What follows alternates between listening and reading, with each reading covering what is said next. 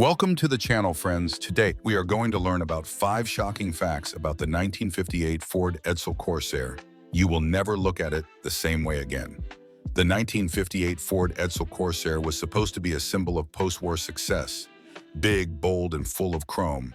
But behind the glitz and fins lies a history full of surprises, scandals, and secrets. Fasten your seatbelts, because here are 5 shocking facts about the 1958 Edsel Corsair that will forever change the way you perceive this car. Support the channel by subscribing, and liking your support gives us great motivation to move forward. Don't forget to click the bell so you don't miss the next episodes. Thank you. Number 1, 1958 Ford Edsel Corsair, the grille that became a national punchline. When Ford unveiled the 1958 Edsel Corsair, it was supposed to signal the future. A sleek, powerful, mid-tier luxury car with cutting-edge features and bold styling. But instead of applause, the Corsair became the butt of a national joke. And nothing summed that up more than its now infamous grille. The grille was designed to be distinctive, a vertical, oval-shaped opening that Ford hoped would set the Edsel apart from every other car on the road. Internally, designers referred to it as the horse collar. But the American public had other ideas. People compared it to a toilet seat.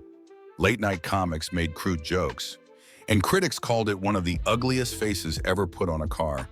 It wasn't just the look, it was the audacity of the look. The grille demanded attention, but not in the way Ford intended. In a market filled with horizontal, tasteful chrome fronts, the Edsel's bold nose looked out of place and over-designed. Instead of attracting buyers, it repelled them.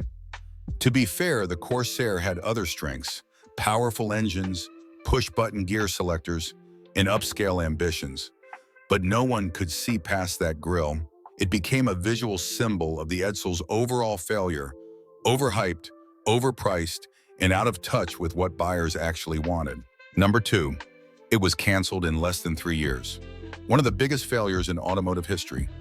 The Edsel wasn't just a flop, it was one of the most spectacular failures the auto industry has ever seen.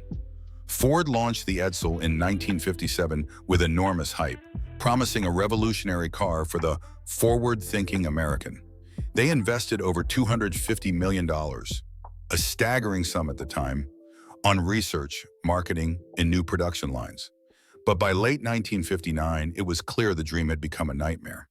Consumers rejected the Edsel's odd styling, confusing model lineup, and overpromised features. Sales were far below expectations. The grille design was ridiculed, and the economy had shifted. Suddenly, buyers wanted smaller, more practical cars, not flashy status symbols. By November 1960, less than 3 years after its debut, Ford pulled the plug. The Edsel was gone, and with it, one of the most expensive miscalculations in corporate history. The brand had lost Ford hundreds of millions of dollars, equivalent to billions today, and left a lasting scar on the company's reputation. Today, the Edsel is remembered not for what it achieved, but for what it represents: a cautionary tale of marketing gone wrong, poor timing, and the brutal realities of the car business. Number 3, quality control was a mess. Dealers were furious. When the Edsel Corsair hit dealerships in 1958, it wasn't just the styling that shocked people, it was the lack of basic quality. Ford, scrambling to meet launch deadlines, rushed production across multiple factories that weren't properly prepared to build the car. The result? A manufacturing disaster. Early Corsairs arrived with glaring flaws: crooked chrome trim, trunk lids that didn't close, dashboards that rattled, and even mismatched paint jobs, all straight from the factory floor. Some cars were delivered missing essential components altogether. Dealers were livid. Customers who came in curious left laughing or complaining. Ford had promised a premium experience, but what buyers got felt unfinished and careless. In an era where build quality was a point of pride, the Corsair quickly gained a reputation for being sloppy and unreliable. That damage to public trust was impossible to recover from, and it played a major role in the Edsel's rapid downfall. Number 4, it had a giant, thirsty engine. The 1958 Edsel Corsair came equipped with a massive 410 cubic inch V8 engine, producing an impressive 345 horsepower. On paper, it was a beast, powerful, bold, and meant to compete with the biggest names in the industry. But in reality, it had a major flaw. It drank fuel like water. Even by the low fuel efficiency standards of the 1950s, the Corsair stood out for all the wrong reasons. Owners quickly realized that this car wasn't just powerful. It was painfully expensive to drive. For many, the high cost of running it outweighed the thrill of that big V8. It was a symbol of excess in an era that was starting to value practicality, and that helped seal its fate as one of the most short-lived flops in Ford's history. Number 5, the name Edsel became synonymous with failure. When Ford named their bold new brand after Edsel Ford, the only son of Henry Ford, they meant it as a tribute. But after one of the most disastrous launches in automotive history, the name took on a very different meaning.